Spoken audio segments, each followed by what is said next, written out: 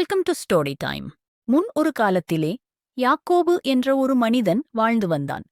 தேவன் யாக்கோபை அழைத்து ஆசீர்வதித்து அவருக்கு இஸ்ரவேல் என்று பெயரை வைத்தார். யாக்கோபிற்கு மொத்தமாக 12 குமரர்கள் இருந்தனர். அவர்களில் யாக்கோபு யோசேப்பு என்ற மகனை அதிகமாக நேசித்தார்.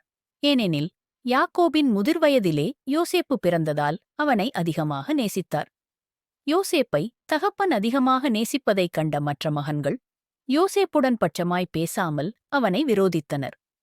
யோசேப்பு 2 சொப்பனங்களைக் கண்டு அதை சகோதரர்களுக்கு சொன்னான். இதனால் முன்னிலும் அதிகமாய் பகைக்கத் தொடங்கினர். அந்த சொப்பனத்தில் வயலில் அறுத்த அரிக்கட்டுகளில் யோசேப்பின் அரிக்கட்டு மட்டும் நிமிர்ந்து நின்றது. மற்ற அரிக்கட்டுகள் அதை சூழ்ந்து வணங்கி நின்றது. ஆனால் யாக்கோபு மட்டும் இதை மனதிலே வைத்துக் கொண்டான். ஒரு நாள் யோசேப்பின் சகோதரர்கள் ஆடுகள் மேய்க்க சென்று இருந்தனர். யாக்கோபு தனது நேசமான மகனான யோசேப்பை அழைத்து சகோதரர்களின் நலத்தை விசாரிக்கச் சொல்லி அனுப்பி வைத்தார். யோசேப்பு தூரத்திலே வரக்கண்ட சகோதரர்கள், சொப்பனக்காரன் வருகிறான், இவனை கொன்றுவிட வேண்டும் என தங்களுக்குள்ளே ஆலோசனை பண்ணிக் கொண்டார்கள். யோசேப்பு சகோதரர்களின் அருகில் வந்தபொழுது அவர்கள் யோசிப்பின் பலவர்ண ஆடையை கழற்றி தண்ணீர் இல்லாத குழியிலே போட்டார்கள். அதில் ஒரு சகோதரர் யோசேப்பை காப்பாற்ற நினைத்து அந்த வழியாய் எகிப்திற்கு சென்று கொண்டிருந்த இஸ்மவேல் வம்சக் கூட்டத்தைக் கண்டு அவர்களிடமாய் 20 வெள்ளிக்காச்சிற்கு விற்று போட சொன்னான். அதற்கு சகோதரர்கள் இணங்கினார்கள். யோசேப்பு அடிமையாய் எகிப்திற்கு கொண்டு செல்லப்பட்டான். சகோதரர்கள் யோசேப்பின் உடையை தங்கள் தகப்பனிடம் காண்பித்து ஒரு துஷ்டமிருகம் யோசேப்பை கொன்று போட்டது என்று சொல்லி ஏமாற்றினார்கள். இதனால் யாக்கோபு மிகுந்த துக்கப்பட்டு அழுது கொண்டே பல நாள் இருந்தான். மறுபுறம் யோசேப்பை எகிப்து பார்வோனின் பிரதான அதிகாரியாக இருந்த போத்திபார் என்பவரிடம் விற்றார்கள். அங்கு போத்திபார் மனைவியின் மூலமாக தவறான குற்றச்சாட்டுக்கு ஆளாகி சிறையில் வைக்கப்பட்டார் யோசேப்பு.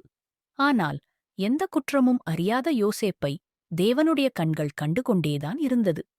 தேவனுடைய தயவும் கரமும் யோசேப்போடே இருக்கிறதைக் கண்ட சிறைச்சாலை தலைவன் சிறைச்சாலையில் இருந்த யாவரையும் அவனிடம் ஒப்புவித்தான். பின்பு ஒரு நாள் பார்வோனின் அரண்மனையில் வேலை செய்யும் 2 பேர் சிறையில் வைக்கப்பட்டிருந்தனர். அவர்கள் கண்ட சொப்பனத்தினால் அவர்கள் கலங்கிப் போயிருந்த நிலையில் யோசேப்பு அவர்கள் சொப்பனத்திற்கு தேவனின் கிருபையால் சரியான விளக்கம் கொடுத்தான். அவன் கொடுத்த விளக்கத்தின்படியே அவர்களுக்கு நடந்தது. அவர்களில் ஒருவன் மீண்டுமாக அரண்மனையிலேயே பணியில் அமர்த்தப்பட்டான். மற்றொருவன் செய்த குற்றத்திற்காக கொல்லப்பட்டான். யோசேப்பு அவர்களிடம், நீங்கள் வாழ்வு பெற்றிருக்கும் பொழுது என்னை நினைவு கூறுங்கள் என்று கூறியிருந்தான். பல வருடங்களுக்குப் பிறகு பார்வோன் 2 சொப்பனம் கண்டு கலங்கியிருந்தான். அதற்கு யாராலும் சரியான விளக்கத்தை கொடுக்க முடியவில்லை. அப்பொழுதுதான் அரண்மனையில் வாழ்வு பெற்றவன் யோசேப்பை பற்றி பார்வோனுக்கு கூறினான். உடனே பார்வோன் யோசேப்பை சிறைச்சாலையில் இருந்து வேகமாக அழைத்து வர சொன்னார். தேவனின் ஞானத்தைப் பெற்றிருந்த யோசேப்பு பார்வோனின் சொப்பனத்திற்கு சரியான விளக்கத்தை கொடுத்தான்.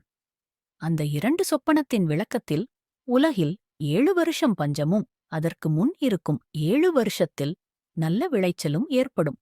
எனவே எகிப்தில் பஞ்சம் வராமல் இருக்க அவன் முதல் 7 வருடத்தில் விளையும் தானியங்களை சேகரித்து வைக்க விவேகமும் அறிவும் உள்ள மனிதனை அதிகாரியாக வைக்க வேண்டும் என்று கூறினான். பார்வோன் யோசேப்பையே அதற்கு அதிகாரியாக வைத்தான். ஏனெனில் பார்வோனின் பார்வையில் எல்லாரையும் விட யோசேப்பு தேவனின் ஆவியை பெற்றவனாயிருந்தான். யோசேப்பு கூறியபடியே 7 வருடத்திற்குப் பிறகு பஞ்சம் உண்டானது. எல்லா தேசத்து மக்களும் எகிப்திற்கு தங்களுக்கென்று தானியங்களை பெற்றுக்கொள்ள வந்தனர். அப்படியே யோசேப்பின் சகோதரர்களும் வந்தனர். யோசேப்பின் சொப்பனத்தின்படியே அவர்கள் எல்லோரும் யோசேப்பின் முன்னே மண்டியிட்டனர். யோசேப்பு அவர்களை மன்னித்து அவர்களுக்குத் தேவையான தானியங்களை கொடுத்ததுமன்றி அவர்களை எகிப்து தேசத்திற்கே அழைத்து வந்து நல்ல இடத்தில் குடியமர்த்தினான். எவ்வளவு பெரிய குணம்! யோசேப்பிற்கு தன்னை பகைத்து விற்று போட்ட சகோதரர்களை மன்னித்து அவர்களுக்கும் வாழ்வளித்தான். ஆம் நண்பர்களே, நாமும் நம் வாழ்வில் யோசேப்பை போன்றே பகைக்கப்பட்டு அற்ப காசுக்காக விற்கப்பட்டதோர் நிலையில் இருக்கலாம். ஆனால் உங்களையும் என்னையும் படைத்த தேவனின் கண்கள் நம்மை பார்த்துக் கொண்டே இருக்கிறது. நாமும் யோசேப்பை போன்றே நன்மை செய்து நடந்தால் நம்மையும் யோசேப்பை போன்றே உயர்த்த தேவன் வல்லவராயிருக்கிறார். Thank you for watching. Subscribe